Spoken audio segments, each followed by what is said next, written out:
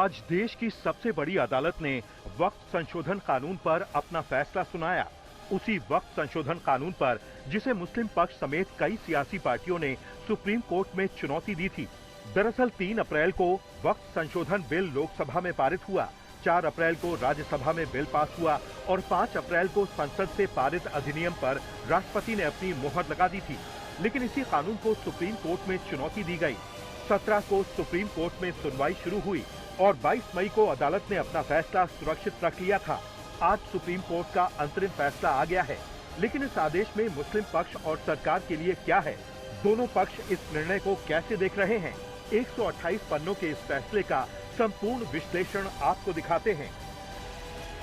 शुरुआत वक्फ संशोधन कानून पर देश की सबसे बड़ी अदालत की सबसे बड़ी टिप्पणी से। समस्त परिस्थितियों को देखते हुए हम ये नहीं पाते हैं कि संपूर्ण कानून के प्रावधानों पर रोक लगाने का कोई मामला बनता है, इसलिए वक्फ संशोधन कानून पर रोक लगाने की अर्जी अस्वीकार की जाती है। आज सीजेआई बीआर गवाई और जस्टिस ऑगस्टीन जॉर्ज मसीह की बेंच ने वक्फ संशोधन कानून पर रोक नहीं लगाई, सिर्फ कुछ प्रावधानों पर अंतिम निर्णय आने तक रोक लगा दी। कानून पर रोक नहीं लगने से सरकार को राहत मिली, जबकि कानून के कुछ प्रावधानों पर रोक लगाकर मुस्लिम पक्ष को राहत दी गई। अब आपको 128 पन्नों के अंतरिम आदेश की 6 बड़ी बातें बताते हैं। पहली, संपूर्ण वक्फ संशोधन कानून पर रोक नहीं। दूसरी, केंद्रीय वक्फ बोर्ड में गैर मुस्लिमों की अधिकतम संख्या 4 से ज्यादा नहीं। तीसरी, राज्य वक्फ बोर्ड में गैर मुस्लिमों की अधिकतम संख्या 3 से ज्यादा नहीं। चौथी, वक्फ की प्रॉपर्टी का वेरिफिकेशन कलेक्टर नहीं करेगा। पांचवी, वक्फ बाय यूजर के प्रावधान को हटाना गलत नहीं। छठी, वक्फ बनाने के लिए 5 साल मुस्लिम होने की अनिवार्य शर्त पर रोक। वक्फ संशोधन कानून को लेकर उठे विवाद पर सुप्रीम कोर्ट के इस फैसले को लोग इंसाफ की जीत बता रहे हैं, क्योंकि दोनों ही पक्ष गदगद हैं और ये कह रहे हैं कि इस फैसले ने उन्हें राहत दी है। कानून के जानकार ये भी कहते हैं कि जब कोई फैसला आता है, जब कोई निर्णय आता है, तो एक पक्ष के पक्ष में आता है निर्णय और दूसरा पक्ष अपने आप को हारा हुआ या गत महसूस करता है। लेकिन ये निर्णय अंतरिम निर्णय है, लेकिन ऐसा है इससे दोनों पक्षकार अपने आप को सही मान रहे हैं और ये कह रहे हैं कि इस निर्णय ने उनको बहुत राहत दी है। सरकार भी इसमें से एक है, सरकार ने भी एक गहरी राहत की सांस अवश्य ली है।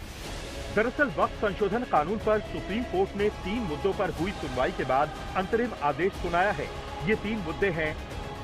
नंबर 1, वक्फ बनाने के लिए कम से कम 5 साल से मुसलमान होने का प्रावधान। नंबर 2, वक्फ प्रॉपर्टी के वेरिफिकेशन के लिए कलेक्टर को मिले अधिकार का प्रावधान। नंबर 3, केंद्रीय और राज्य वक्फ बोर्ड की संरचना में किए गए परिवर्तन की वैधता। देश की सबसे बड़ी अदालत में मुस्लिम पक्ष और सरकार की तरफ से अपनी अपनी दलीलें पेश की गईं। इन्हीं 3 मुद्दों को आधार बनाकर कोर्ट ने अंतरिम आदेश पास किया। सुप्रीम आदेश में वक्फ संशोधन कानून को लेकर कौन कौन से सवालों के जवाब मिल गए, आपको बताते हैं। पहले वक्फ संशोधन कानून में प्रावधान था कि वक्फ बनाने के लिए कम से कम 5 साल तक इस्लाम धर्म का अनुयायी होना जरूरी था। अब राज्य सरकारें जब तक इस प्रावधान से जुड़े नियम नहीं बनाती, तब तक ये शर्त लागू नहीं होगी, यानी कानून के प्रावधान पर रोक। सवाल, वक्फ बोर्ड में गैर मुस्लिमों की संख्या कितनी? पहले कानून में प्रावधान था केंद्रीय वक्फ बोर्ड में 5 और राज्य वक्फ बोर्ड में 4 गैर मुस्लिम सदस्य हो सकते थे। अब केंद्रीय वक्फ बोर्ड में अधिकतम 4 गैर मुस्लिम और राज्य वक्फ बोर्ड में अधिकतम 3 गैर मुस्लिम हो सकते हैं। सवाल, क्या कलेक्टर करेगा वक्फ प्रॉपर्टी का वेरिफिकेशन? पहले वक्फ संशोधन कानून के अनुसार प्रॉपर्टी वक्फ की है या सरकार की, ये तय करने का हक जिला कलेक्टर के पास था। अब जिला कलेक्टर को मिले वक्फ प्रॉपर्टी के वेरिफिकेशन के अधिकार पर सुप्रीम कोर्ट ने रोक लगा दी है। अब समझिए फैसले में मुस्लिम पक्ष की कहां जीत हुई और सरकार को कहां राहत मिली। नंबर 1, वक्फ बनाने के लिए 5 साल तक इस्लाम का अनुयायी होना जरूरी नहीं। नंबर 2, वक्फ की प्रॉपर्टी है या नहीं, कलेक्टर की रिपोर्ट जरूरी नहीं। नंबर 3, सरकार या अफसर रेवेन्यू रिकॉर्ड में वक्फ प्रॉपर्टी का स्वामित्व नहीं बदल सकते। नंबर 4, केंद्रीय और राज्य वक्फ बोर्ड में 7 से ज्यादा गैर मुस्लिम नहीं हो सकते। सरकार को राहत। नंबर 1, वक्फ तभी बनेगी जब संपत्ति का स्वामित्व हो। नंबर 2, सरकारी जमीन को वक्फ घोषित नहीं कर सकते। नंबर 3, संरक्षित स्मारक या इलाके को वक्फ घोषित नहीं कर सकते। नंबर 4, जनजातीय या अनुसूचित क्षेत्र की भूमि को वक्फ घोषित नहीं कर सकते। नंबर 5, सभी वक्फ का रजिस्ट्रेशन अनिवार्य है। नंबर 6, विवादित जमीन का वक्फ रजिस्ट्रेशन नहीं। नंबर 7, वक्फ के दावे पर लिमिटेशन एक्ट लागू होगा। वक्फ संशोधन कानून के कुछ प्रावधानों को चुनौती देने वाली याचिकाओं पर सुप्रीम कोर्ट का अंतरिम निर्णय यानी फौरी निर्णय फौरन आ तो गया है, लेकिन अब लोगों का इंतजार शुरू हो गया है कि इसमें अंतिम निर्णय क्या आएगा। अंतिम निर्णय के लिए जाहिर है इंतजार करना पड़ेगा, क्योंकि उस समय तक नई बेंच बनेगी, उसमें हो सकता है कुछ जज भी बदल जाएं, मुद्दे भले वही रहेंगे लेकिन सुनवाई लंबी चलेगी। मामला पेचीदा है, पेंच खोलने में वक्त लगेगा।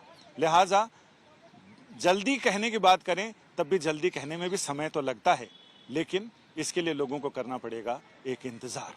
कैमरामैन अजय कुमार के साथ संजय शर्मा, दिल्ली, आज तक।